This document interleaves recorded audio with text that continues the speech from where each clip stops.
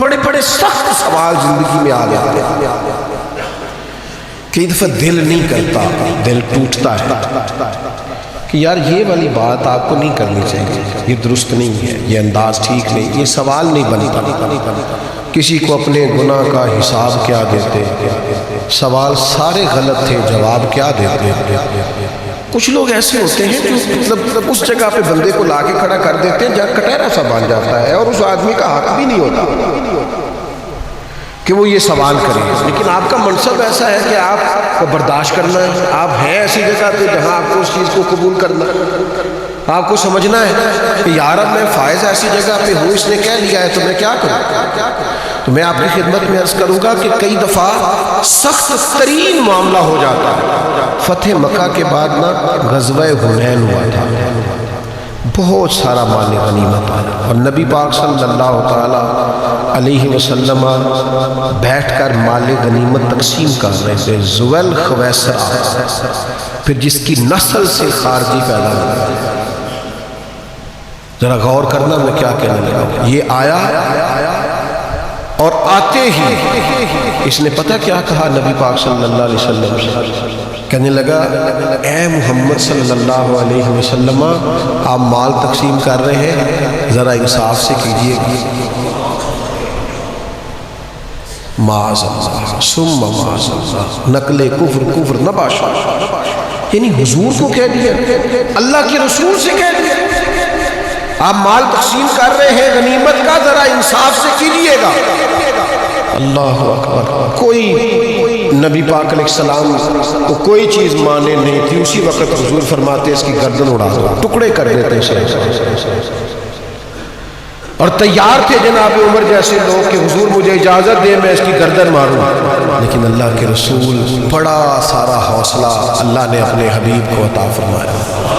کائنات میں سب سے بڑھ کر حوصلہ رسول پاک کو اللہ نے عطا کیا. میں آپ کو بتاتا ہوں، لوگ کئی دفعہ ایسا سوال کر دیتے ہیں جس سے بڑی تکلیف ہوتی ہے. یار آپ کو نہیں کرنا چاہیے تھا، آپ کا منصب نہیں، آپ کا بنتا نہیں، کیوں آپ نے یہ سوال کیا. کہنے لگا اللہ کے حبیب سے انصاف کیجئے گا. تو رسول پاک صلی اللہ تعالیٰ علیہ وسلم فرمانے لگے تجھ پر مجھے افسوس ہے. یہ ذرا انداز دیکھیے جواب دینے کا. حضور فرمانے لگے تجھ پر مجھے افسوس ہے، اگر میں انصاف نہیں کروں گا تو پھر دنیا میں کون انصاف کرے گا.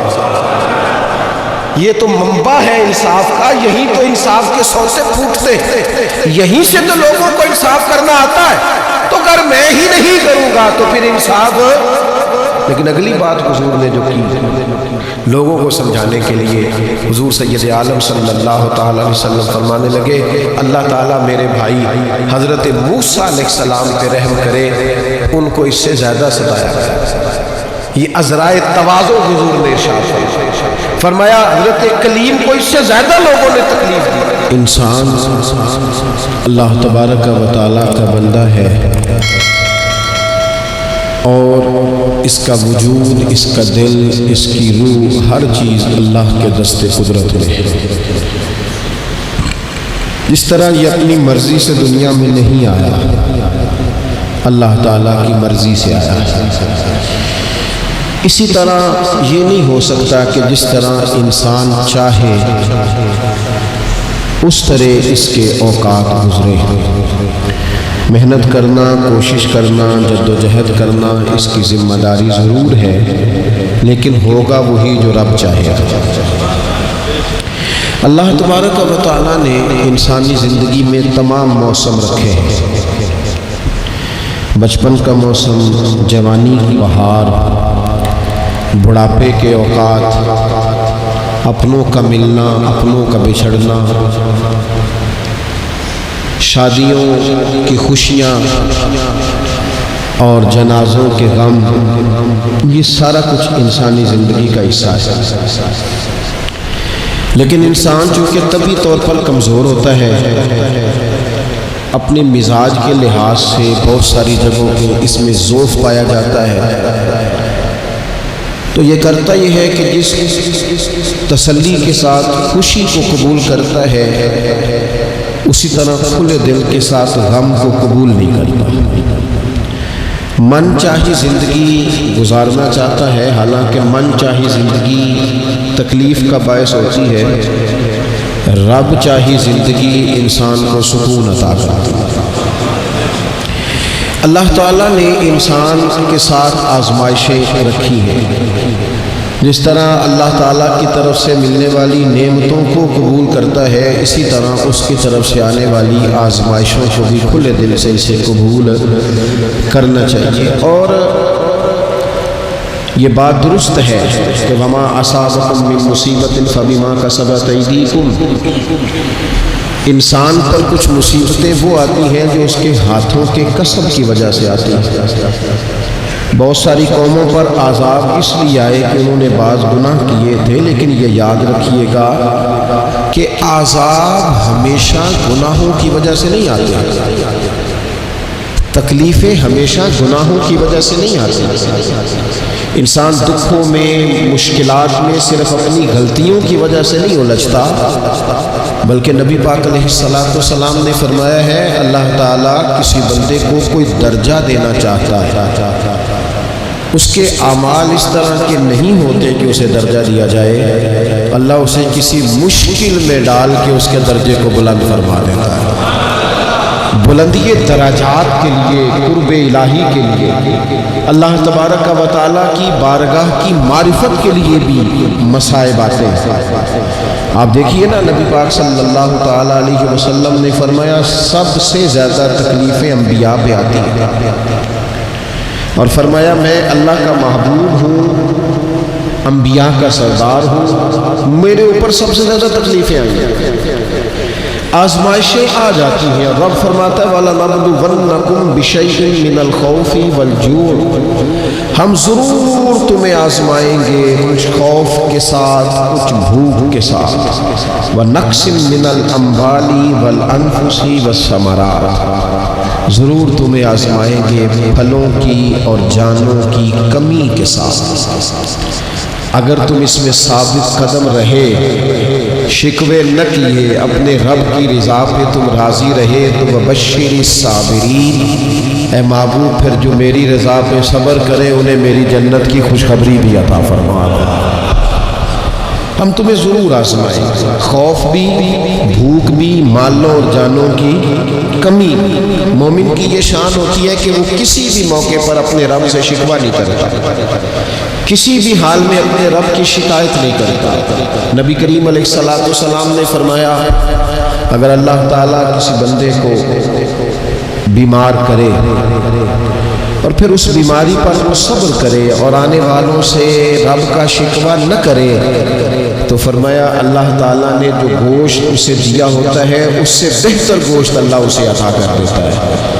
اگر اللہ تعالیٰ کی حکمت غالب ہو اور تقاضا اس بیماری میں اس بندے کے انتقال کے کر جانے کا ہو، تو فرمایا پھر اللہ تعالیٰ اسے شہادت کا درجہ عطا فرما دیتا۔ آزمائشیں آ جاتی ہیں، انسان پر مصائب آ جاتے ہیں، دکھ آ جاتے ہیں، تکلیفوں کا سامنا بندے کو کرنا پڑ جاتا ہے۔ اب یہ کہ اس میں اپنے دل کو، اپنی روح کو قرار دیا جائے، اپنے آپ کو اللہ کی رضا پہ کھڑا کیا جائے اور ان حوادث کا مقابلہ کیا جائے، ان چیزوں کو دیکھا جائے اور یہ غور کیا جائے کہ میرا رب اگر اسی بات میں راضی ہے تو یقیناً اس میں اللہ کی کوئی خاص حکمت ہوگی۔ قحط حضرت عمر کے زمانے میں بھی آ گیا تھا، بڑی مشکلات کا سامنا کرنا پڑا۔ تو ان مصائب میں انسان کو تھوڑا سا پہلے تو ہمت کرنی ہے، پھر اس میں کرنے کا جو کام ہے وہ یہ ہے کہ سب سے پہلا کام تو یہ ہے کہ اپنے رب کی بارگاہ میں کھل کے دعا مانگی جائے، اللہ تبارک و تعالیٰ کے حضور التجائیں کی جائیں، دعائیں کی جائیں، رب کریم کو منایا جائے۔ حضرت عمر فاروق رضی اللہ تعالیٰ عنہ کے زمانے میں جب قحط آیا تھا تو حضرت عمر نبی پاک علیہ السلام کے چچا کو حضرت عباس رضی اللہ تعالیٰ عنہ کو لے کے میدان میں نکلے تھے، اور کیا خوبصورت لفظ انہوں نے ترتیب دیے تھے، عرض کرتے تھے مالک پہلے ہم تیری بارگاہ میں محبوب پاک کو لے کے آیا کرتے تھے، آج محبوب نے ظاہری وصال کیا ہے تو تیرے محبوب کے چچا کو لے کے آئے، تو اے اللہ تو مہربانی فرما اپنے محبوب کے چچا کا صدقہ ہمیں بارش عطا فرما۔ تو بس حضرت عمر نے وہ دعا مانگی، حضرت عباس کو وسیلہ بنایا تو اللہ نے بارش عطا فرمائی۔ اچھا، پھر یہ دونوں چیزیں ہمیں حدیث صحیح میں ملتی ہیں۔ ایک نوجوان نے، ایک شخص نے آ کے حضور کی بارگاہ میں عرض کی، یا رسول اللہ بارش نہیں ہوتی، دعا کر دے۔ تو نبی پاک نے ہاتھ اٹھائے دعا کے لیے، اتنے ہاتھ بلند کیے کہ بغلوں کی سفیدی نظر آنے لگی۔ وہ کہتے ہیں ابھی محبوب کے دستے مبارک پوری طرح چہرے پر پھرے نہیں تھے کہ اللہ نے بارش عطا کر دی۔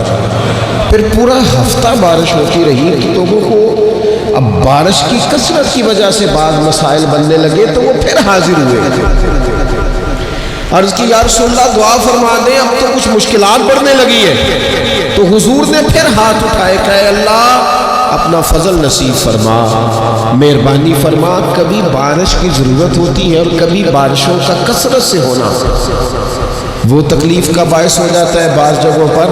تو کہتے ہیں پھر حضور نے دعا فرمائی، ابھی چہرے پہ ہاتھ نہیں پھیرے تھے کہ مدینہ منورہ میں بارش ختم ہو جائے۔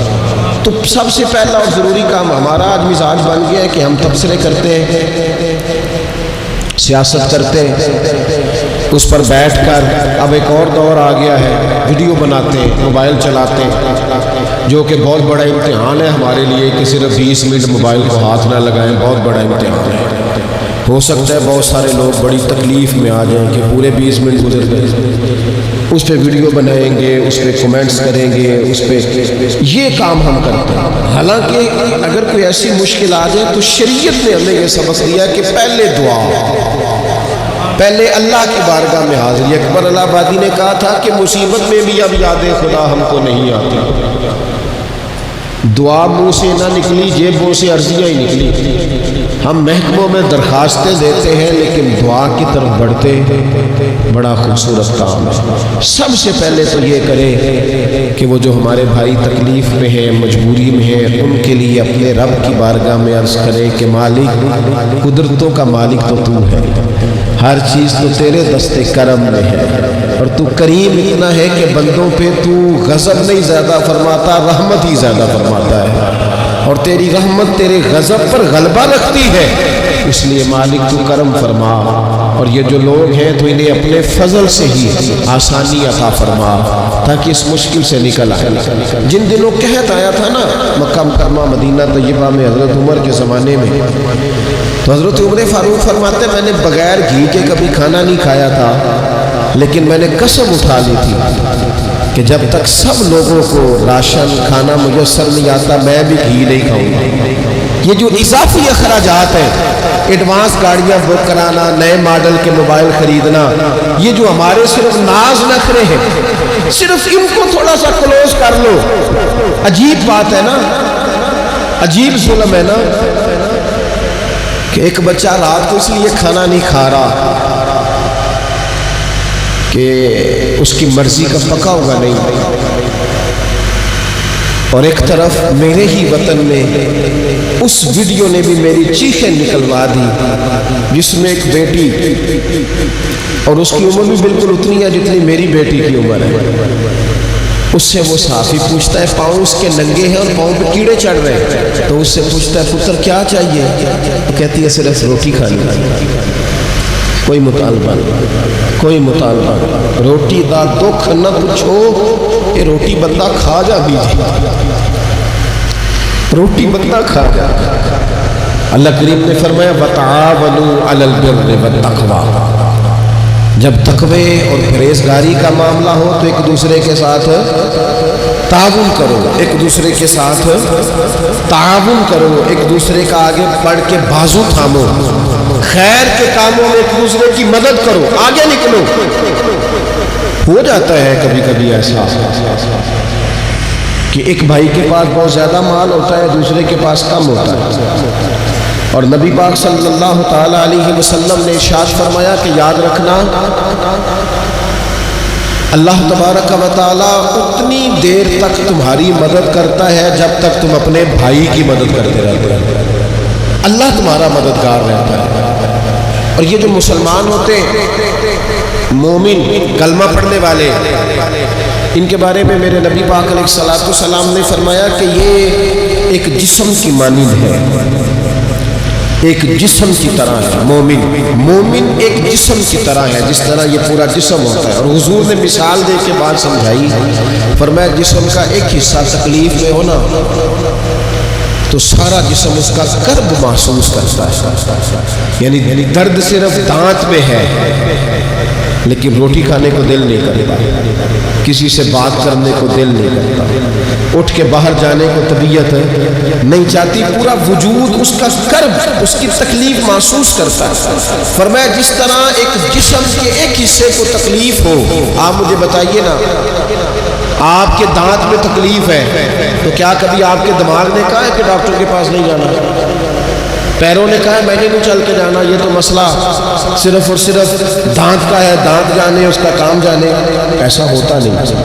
دانت میں تکلیف ہوتی ہے تو ذہن منصوبہ بندی کرتا ہے، وہ کہتا ہے یار یہ پتہ کرو دانت کا ڈاکٹر کہاں بیٹھتا ہے۔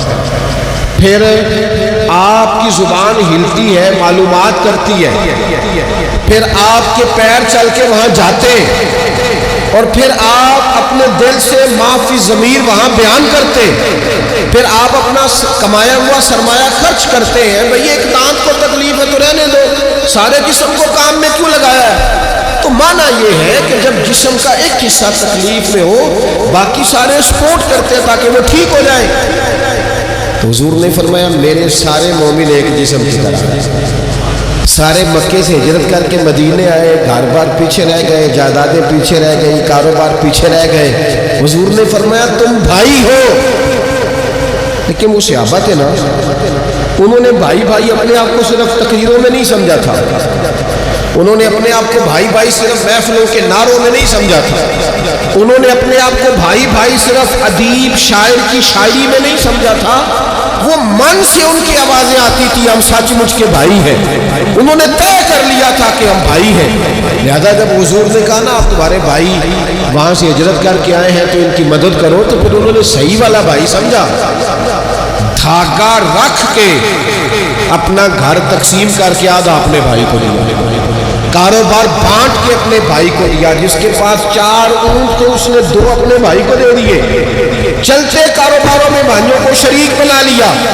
انہوں نے انہیں اس طرح کر کے رکھا کہ پھر وہ جو مہاجر تھے وہ مہاجر رہے ہی نہیں، انہیں یوں لگا کہ ہم تو ایک گھر سے اپنے دوسرے گھر میں شفٹ ہوئے، انہیں کسی جگہ بھی کوئی تکلیف نہیں آئی۔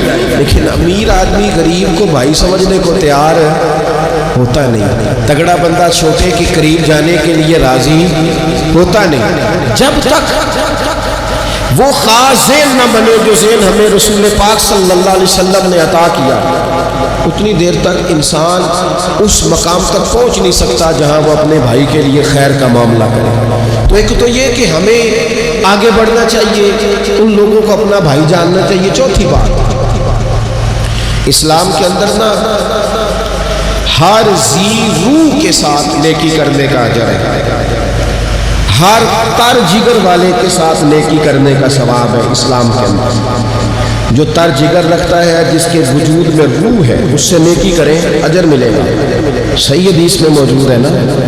اور میرا خیال ہے آپ سب کو وہ حدیث آتی ہے کہ نبی پاک علیہ السلام نے فرمایا کہ ساری زندگی گناہ کرنے والی عورت نے کتے کو پانی پلایا تھا تو رب نے بخشش فرما دیا۔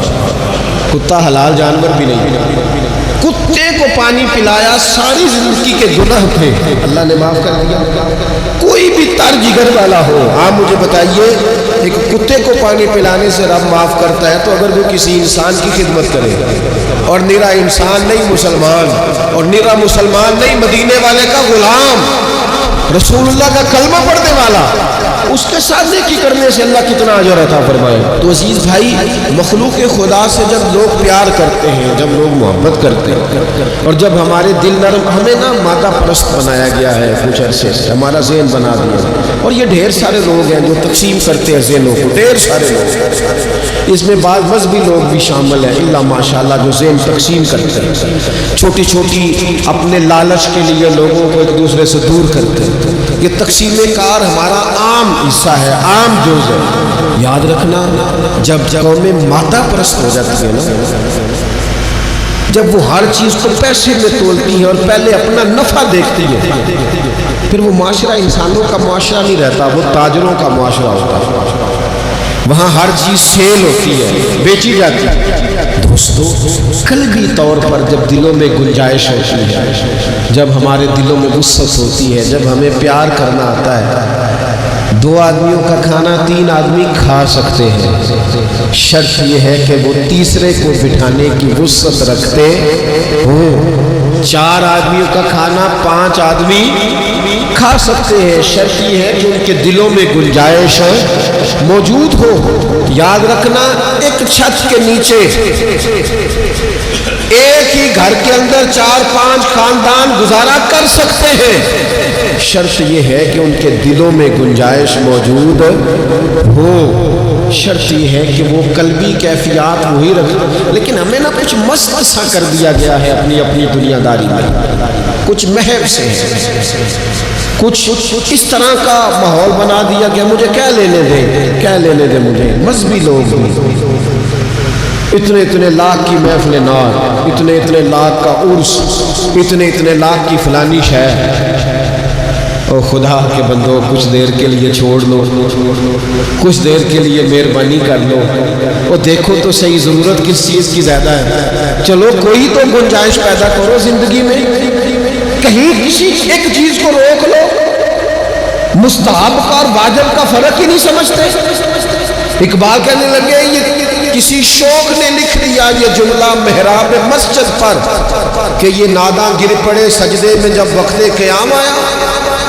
وقت تو قیام کا تھا، تم سجدوں میں ہو، اٹھنے کا ٹائم تھا، لوگوں کی مدد کرنے کا وقت تھا، اور تم ابھی بھی اپنے ختمات شریف میں الجھے ہوئے ہو۔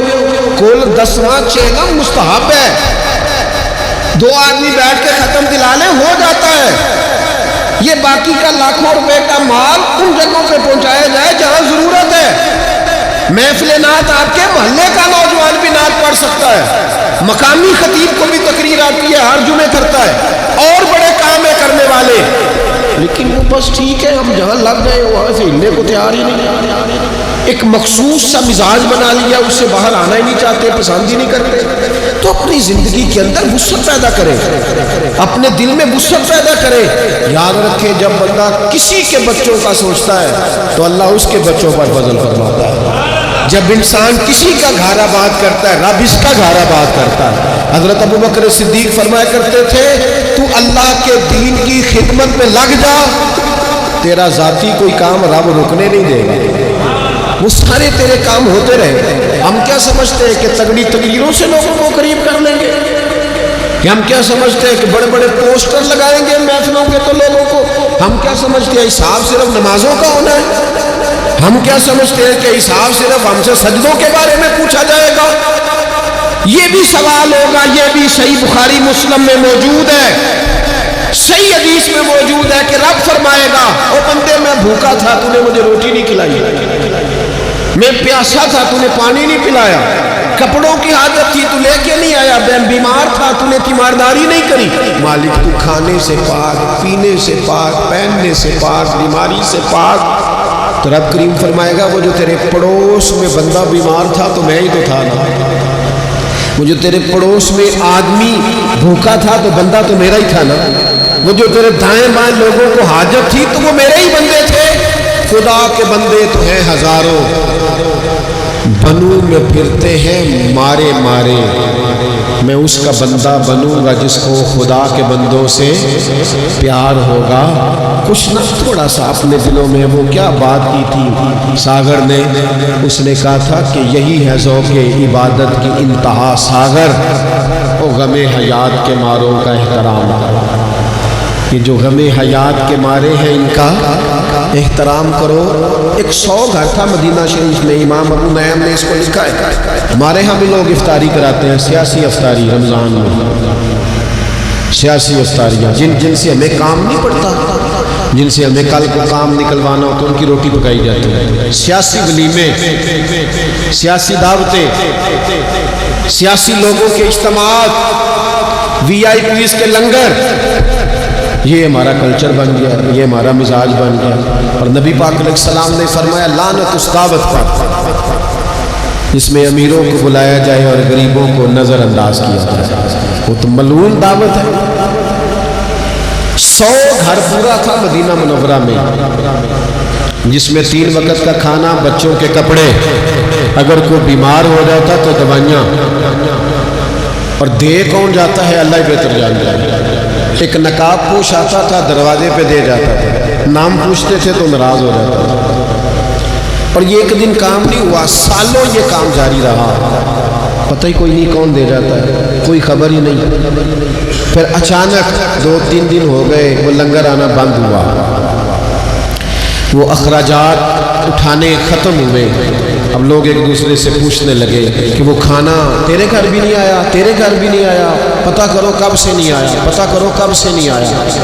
تو طے ہو گیا، جب لوگوں نے تاریخیں لگانی شروع کی، ایک دوسرے کے ساتھ ملانی شروع کی، تو 18 محرم سے میرے گھر نہیں آیا، ہاں ہمارے ہاں بھی 18 محرم سے نہیں آیا، پتہ کرو، تحقیق کرو۔ پتہ چلا کہ 18 محرم کو امام زین العابدین کا وصال ہوا ہے۔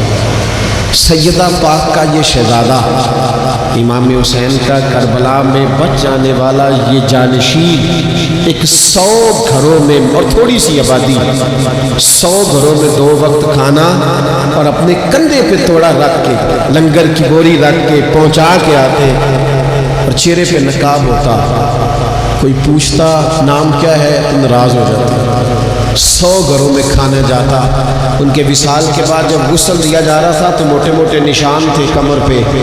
لوگوں نے ان کے بیٹے سے پوچھا کہ یہ کیا ہے، تو فرمانے لگے میرے والد اپنے کندھوں پہ تھیلے رکھ کے آخر عمر تک گھروں میں پہنچا کے آتے رہے۔ لوگوں نے کہا حضور آپ کیوں نہیں جاتے تھے، آپ جوان تھے؟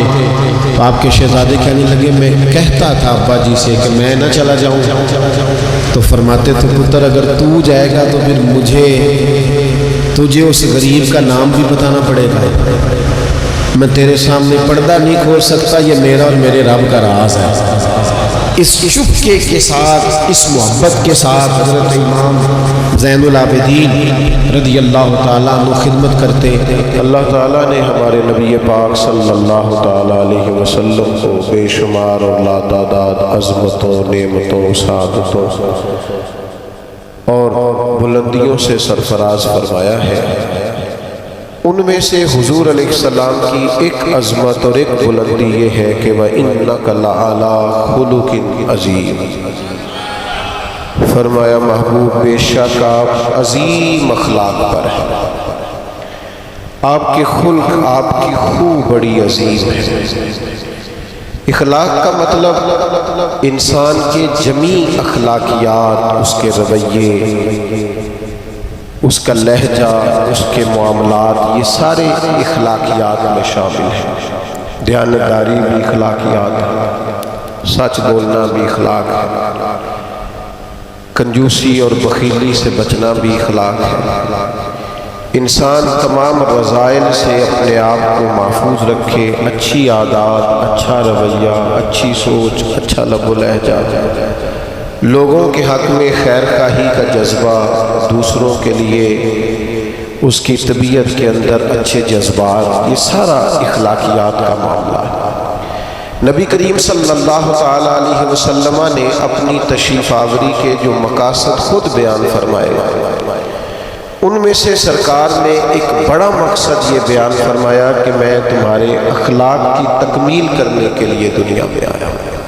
انسان بڑا پکا نمازی ہو، بڑا پکا حاجی ہو، اس کا سارا لباس مذہبی ہو، اس کا دعویٰ بھی یہ ہو کہ میں بہت کامیاب دیندار آدمی ہوں، لیکن اس کا رویہ، اس کا لین دین کرنا، اس کا لوگوں سے معاملات کرنا، اس کا لوگوں کے بیچ وقت گزارنا، یہ ٹھیک نہ ہو تو کوئی بھی اس کی نمازوں پر، عبادتوں، ریاضتوں پر بھروسہ کرنے کو تیار ہے۔ اقبال کہتے ہیں یہ ذکر و فکر، یہ نیم شبی، یہ ریاض تیری خودی کے اگر پاسباں نہیں تو کچھ بھی نہیں۔ یہ جو کچھ تو بتا رہا ہے، عبادتیں، ریاضتیں، پرہیزگاریاں، یہ اگر تیرے اندر کوئی تبدیلی نہیں لا سکی، نماز بے حیائی سے نہیں روک سکی، اور تیرے صدقات و خیرات کرنا تیری زبان کو میٹھا نہیں کر سکے، تیرے لہجے کو حسین نہیں کر سکے، تو تیری ساری یہ عبادتیں نتیجہ خیز ثابت نہیں ہیں۔ میرے بھائیوں، ہم جب دنیا کے اندر جاتے ہیں، لوگوں سے معاملات کرتے ہیں، تو لوگ ہماری دیانتداری سے، ہماری سچائی سے، ہمارے وعدوں کی پابندی سے، ہمارے اخلاص سے، ہماری عاجزی سے، ہماری محبت سے ہمیں پہچانتے ہیں۔ لوگ لوگوں کو وردیوں سے نہیں پہچانتے۔ لوگ جب لوگوں کے ساتھ معاملات کرتے ہیں تو پھر انہیں اندازہ ہوتا ہے کہ یہ انسان کس طرح کا ہے۔ نبی پاک صلی اللہ تعالی علیہ وسلم نے ارشاد فرمایا کہ تمہیں پتہ ہے مجھے سب سے زیادہ پیار کس سے ہے اور قیامت کے دن میرے سب سے زیادہ قریب کون ہوگا؟ امتی کی ساری زندگی یہ دوڑ رہتی ہے کہ میں کسی طریقے سے قرب مصطفیٰ کو پاؤں۔ نبی پاک علیہ السلام کی نگاہ کرم مجھ پہ ہو تاکہ دنیا میں بھی، قبر میں بھی، حشر میں بھی، آخرت میں بھی میرے معاملات سنور جائیں۔ تو یہ بہت بڑی سعادت مندی ہے کسی کے لیے کہ حضور اسے اپنا محبوب کہیں اور قیامت کے دن اسے سب سے زیادہ قریب بٹھائیں۔ تو کریم فرمانے لگے تمہیں پتہ ہے میرا محبوب کون ہے اور قیامت کے دن میرے سب سے زیادہ قریب کون ہوگا؟ اور یہ بات حضور نے 3 دفعہ ارشاد فرمائی۔ فرمایا جانتے ہو میرا محبوب کون ہے؟ جانتے ہو قیامت میں میرے سب سے زیادہ قریب کون ہوگا؟ حضور تو اشارتاً بھی کوئی بات کریں تو بڑی بات ہے، 3 بار ایک بات کو دہرا کے محبوب نے فرمایا میرا سب سے زیادہ محبوب وہ ہے اور قیامت کے دن میرے سب سے زیادہ قریب وہ ہوگا جس کے اخلاق زیادہ اچھے ہیں۔ ساری محنت اپنے ظاہر پر نہ کرے، سارا وقت کپڑوں کو سجانے سنوارنے میں نہ گزار دیں، سارا ٹائم اپنی تصویروں کو درست کرنے میں ضائع نہ کر دیں، اپنے رویوں کو، اخلاقیات کو، اپنے معاملات کو، اپنے اٹھنے بیٹھنے کو، اپنی روزمرہ کی زندگی کو اچھے طریقے سے آراستہ کریں، مزین کریں۔ اور چند ایک چیزیں تو ایسی ہیں جن پر اور زیادہ توجہ کرنے کی ضرورت ہے۔ ان میں سے ایک اہم چیز جس کی طرف میں آپ کا اشارہ کرنے جا رہا ہوں، وہ اہم چیز یہ ہے کہ سب سے پہلے یہ دیکھیں کہ ہماری طبیعت کے اندر درگزر کتنا زیادہ ہے، معاف کرنے کا مزاج کس حد تک ہے۔ میں اکثر یہ دیکھتا ہوں کہ ہم چاہتے ہیں کہ لوگ صرف میرے معیار کے مطابق چلیں، میری طبیعت کے مطابق ڈھلیں، تو پھر تو میں ان کے ساتھ وقت گزارنے کو تیار ہوں، لیکن اگر ہمیں کبھی سامنے والے کی طرف سے مخالف رائے کا سامنا کرنا پڑتا ہے اور کبھی وہ کچھ اپنی بھی رائے رکھتا ہے اور کچھ اپنی بھی مجبوریوں کا اظہار کرتا ہے، تو ہم درگزر کرنے کو تیار نہیں ہوں۔ یاد رکھیے گا اللہ تعالیٰ نے نا انسان کو خوبیوں اور خامیوں کا مجموعہ بنایا۔ انسان کے اندر بحیثیت انسان خامیاں بہرحال باقی رہتی ہیں، تو چونکہ اس میں خامیاں باقی رہتی ہیں تو ہمیں اس کی خامیوں، غلطیوں اور بشری کمزوریوں سمیت اس سے پیار کرنا پڑے گا۔ اگر ہم یہ کہیں کہ کوئی غلطی ہی نہ کرے، اس کے اندر کوئی کمزوری ہی نہ رہے، کوئی اس کے اندر بشری تقاضا باقی نہ رہے، تو پہلی بات یہ ہے کہ ہمارا یہ مطالبہ ہی سرے سے غلط ہے۔ اس لیے کہ اللہ تعالیٰ نے بالکل معصوم تو فرشتوں کو بنایا ہے، فرشتے معصوم ہیں، اور اشرف المخلوقات اللہ نے حضرت انسان کو بنایا۔ اس کے ساتھ اللہ نے یہ آزمائش رکھی ہے تو انسانوں کے اندر کمزوریاں رہیں گی۔ نبی پاک صلی اللہ تعالیٰ علیہ وسلم نے ارشاد فرمایا جس آدمی کو غصہ آیا اور وہ اپنا غصہ نکالنے پر قادر بھی تھا، لیکن اس نے اللہ کی رضا کے لیے اپنے غصے کو کنٹرول کر لیا، فرمایا اللہ اس کے دل کو امن سے بھی بھر دے گا اور ایمان سے بھی بھر دے گا۔ نہیں، غصے کو کنٹرول کرنا ایمان کی مضبوطی کا باعث بنتا ہے۔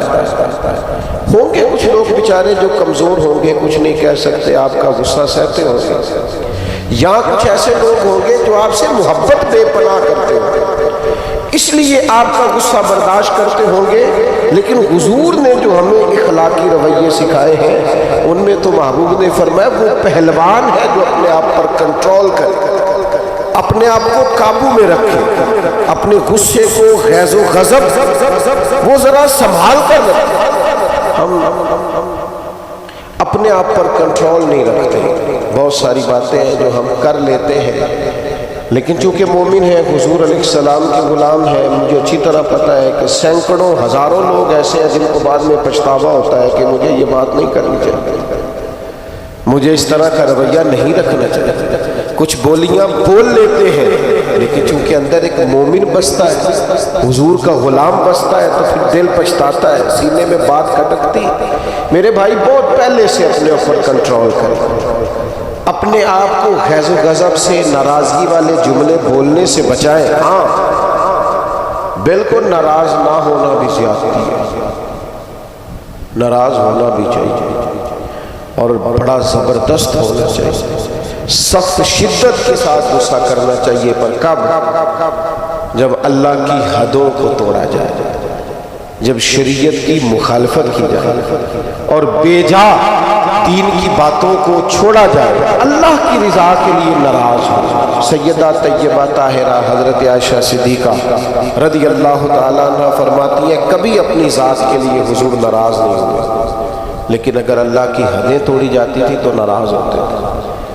چاہیے نا والد کو کہ بیٹا جان بوجھ کے نماز چھوڑ دے تو ناراض ہو، بیٹی پردہ نہ کرے تو ناراض ہو، چاہیے نا اسے کہ اگر اس کے گھر کے اندر کوئی غیر شرعی کام ہو رہا ہو تو وہ ناراضگی کا اظہار کرے، حکمت کے ساتھ سمجھائے، دانائی کے ساتھ تبدیل کرنے کی پوری کوشش کرے۔ آپ کا دل اس وقت پوری طور پر ناراض ہو جب آپ شریعت کی مخالفت ہوتے ہوئے دیکھیں۔ 10,000 گم ہونے پر تو جس کا دل پریشان ہوتا ہے، لیکن نماز ظہر قضا ہونے پر جسے کوئی اثر نہیں ہوتا، جو چند منٹ، آدھا گھنٹہ، پونا گھنٹہ نوکری سے لیٹ ہو تو احساس پیدا ہوتا ہے، لیکن کئی دن بیت گئے، فجر نہیں پڑی، کتنے دن گزر گئے، سویرے اللہ کی بارگاہ میں نہیں اٹھا، توجہ نہیں ہوتی۔ 2 حدیثیں اکٹھی عرض کرنے لگا ہوں، آپ نے ان دونوں روایات پر غور کرنا ہے۔ ایک قاضی اجاز رحمۃ اللہ علیہ نے شفا شریف میں لکھی اور ایک امام احمد بن حنبل نے اپنی مسند میں نقل فرمائی۔ صحابہ فرماتے ہیں غزوہ احد کے موقع پر ہم نے نبی پاک علیہ السلام کے رخ زیبا پر خون بہتا ہوا دیکھا، کفار نے سنگ باری کی، تکلیف دی حضور، مقدس رخساروں پر خون بہا۔ ہم نے عرض کی یا رسول اللہ دعا کرے نا یہ برباد ہو جائے، تو نبی پاک علیہ السلام نے فرمایا مجھے لان تان کرنے والا نہیں بنا کے بھیجا گیا، مجھے رحمت بنا کے بھیجا گیا۔ اور نبی کریم نے دعا فرمائی یا اللہ انہیں ہدایت عطا فرما۔ اس موقع پر جب حضور کو ذاتی طور پر تکلیف دی گئی ہے، مقدس چہرہ نور پر خون بہ رہا ہے اور صحابہ کے کلیجے پھٹ رہے ہیں، اور احد کے میدان میں حضور کا وہ رنگین چہرہ خون سے بھرا ہوا دیکھ کر طبیعتیں مچل رہی، تڑپ کے عرض کی حضور کریں دعا یہ تباہ ہو جائے۔ فرمایا نہ بھائی، وہ لان تان کرنے والا نہیں، مجھے تو رحمت بنا کے بھیجا گیا۔ لیکن میرے عزیزو، غزوہ خندق کے موقع پر جب دشمنوں سے دفاع کرتے وقت نماز عصر مسلمانوں کی قضا ہوئی تو حضور نے ہاتھ اٹھا کے عرض کیا، کہا اے اللہ ان کے پیٹ آگ سے بھر دے جنہوں نے ہماری نماز عصر لیٹ کی، ہماری نماز لیٹ کر دی، صلاۃ وسطیٰ لیٹ کر دی، ہمیں تیرے حضور جھکنا تھا، ہمیں وہ نماز پڑھنی تھی جو بڑی قیمتی ہے، نماز عصر انہوں نے ہماری نماز لیٹ کر دی، ان کے پیٹ آگ سے بھر دے۔ حضور کا سارا چہرہ لہو سے بھرا ہے، پر ذات کے لیے دعا نہیں کی کہ یہ تباہ ہو جائے، پر ایک نماز لیٹ ہو گئی۔ صحابہ کی عصر قضا ہوئی تو کریم نے ہاتھ اٹھا کے کہا یا اللہ بھار ان کے پیٹ آگ سے۔ او سنگیو، آؤ یارو اپنا اخلاق تو دیکھیں، میری بھی فجر قضا ہے، میرے پتر کی بھی قضا ہے، میری جوان بیٹی بھی جم کے سو رہی، کبھی ماتھے پر شکن تک نہیں آئی، لیکن میری روٹی لیٹ ہو جاتی ہے تو میں سارا گھر سر پہ اٹھا لیتا ہوں، زمین آسمان ایک کر دیتا ہوں۔ میرے بچے، آپ کے بچے ہماری نگاہوں کے سامنے وہ پوری طرح بری سوسائٹی کا شکار ہو جائے اور وہ جانے کس کس گناہ میں لگ جائے، معاذ اللہ، شکن تک نہیں آتی، لیکن میرے کپڑے وقت پر استری نہیں ہوئے، مجھے ٹائم پر فلاں چیز نہیں دی گئی، آسمان سر پہ اٹھا لیا جاتا ہے۔ حضور نے تو ہمیں یہ اخلاق سکھایا کہ لہو سے تیرا وجود بھی ذات کے لیے بھر دیا جائے، تو زبان سے لان تان نہ کرنا، یہ تیرے نبی کا طریقہ ہے۔ ہاں، اس شخص سے بچنا جو تیری نمازوں کو قضا کرنے کا ذریعہ ہے۔ ایسے لوگوں کے بارے میں تیرا رویہ سخت ہونا چاہیے، جہاں تیری عبادات، تیری اللہ کی بندگی داؤ پہ لگتی تجھے نظر آئے۔ خدا دین کا مزاج کو سمجھے، ہم کس طرف چلیں۔ اور پھر یہاں میں بڑی ذمہ داری سے یہ بات بھی عرض کر دوں، حضور راضی نہیں ہے اس بندے سے جو میلاد کی جھنڈیاں لگائے اور نماز چھوڑے، جو جلسہ وقت پہ کرائے، محفل کے لیے صبح شام ایک کر دے اور نماز کے معاملے میں سستی کرے۔ ایسے ہی جان بوجھ کر اگر بلی کو دیکھ کر کبوتر آنکھیں بند کرے گا تو اس کا معنی کیا ہے؟ آپ کے چھپ جانے سے اور ذرا کسی برکت والی چیز کے پیچھے چھپنے سے شریعت کا حکم بدل جائے گا، اصل چیز تبدیل کر دی جائے گی۔ حقیقتیں رہتی ہیں، حقیقت چھپ نہیں سکتی بناوٹ کے اصولوں سے، اور خوشبو آ نہیں سکتی کبھی کاغذ کے پھولوں سے۔ شریعت کا حلال حلال رہے گا اور حرام حرام رہے گا۔ تھوڑا سا اپنی ذات کے لیے معافی دے کے تو دیکھے، غلطی ہو گئی ہے بہو سے، اس کے ابا جی نے پنچایت میں آ کے پگڑی کھول کے تیرے پیروں کے سامنے رکھ تو دی تھی، اس کے بھائی نے ہاتھ بھی باندھے تھے کہ آئندہ نہیں کرے گی، چل کر دے معاف، کوئی بات نہیں، کوئی کفر نہیں ہو گیا۔ ہو گئی ہے نا غلطی تیرے ملازم سے، بیچارہ غریب ہے، وہ کہیں اور جا کے اس عمر میں بڑھاپے میں کہاں نوکریاں ڈھونڈتا پھرے، ہو گئی ہے غلطی، معاف کر دے، درگزر کر دے، چل تیرا پڑوسی غریب آدمی بھول گیا تھا، تھوڑا سا کر دے درگزر۔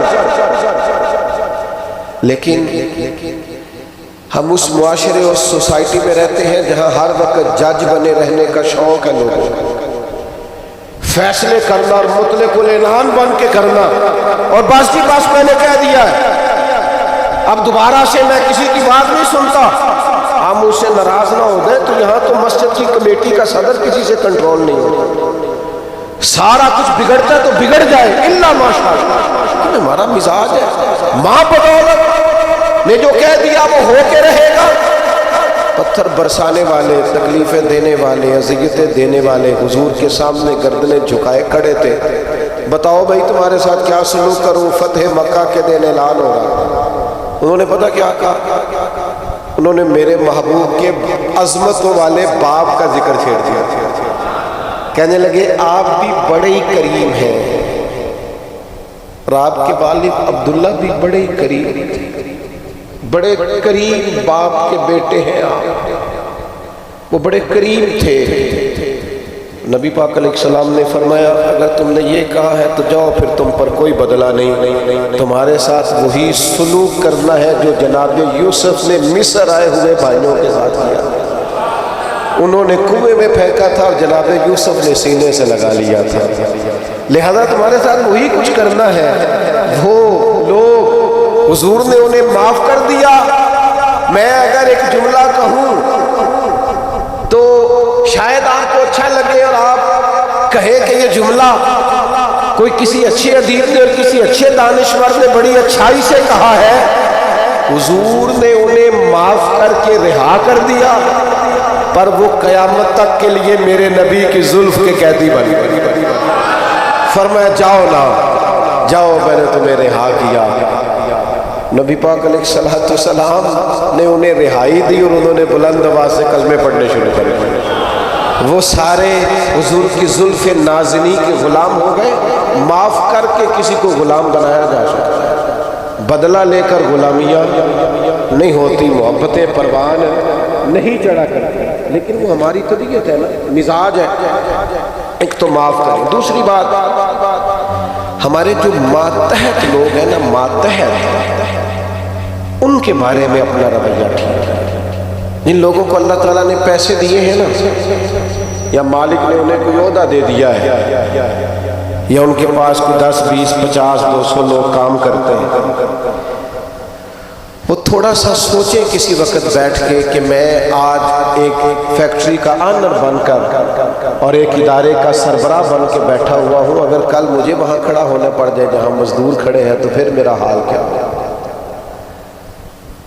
وہ جو اپنے ماتحت کے ساتھ ہمارا رویہ نا، یعنی حکم چلانے کا ایک مزاج ہے۔ میں ایک دفعہ ایک بڑی محفل نعت میں مہمان خصوصی بنا لیا گیا، تو میں نیچے اتر رہا تھا تو کوئی صاحب تھے اس محفل میں جو کسی خاص نشست پر وہ بھی بٹھائے گئے تھے، اور میرے ساتھ وہ باتیں بھی کر رہے تھے۔ باتیں کیا کرنی ہوتی ہیں، بعضوں کا زیادہ مسئلہ تو تصویروں کا ہوتا ہے، تو بھی چل رہی تھی اور نظام چل رہا تھا آگے آگے۔ تو میں جب نیچے اترا تو ایک غریب آدمی میرے گلے میں پھولوں کا ہار ڈال کے کہنے لگا، پیر صاحب میں بھی سینہ ملا لوں۔